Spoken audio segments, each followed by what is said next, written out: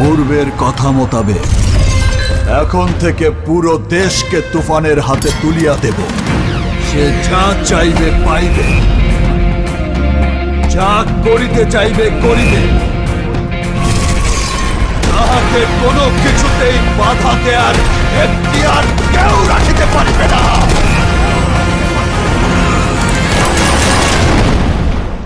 আর এর ব্যত্যয় ঘটিলে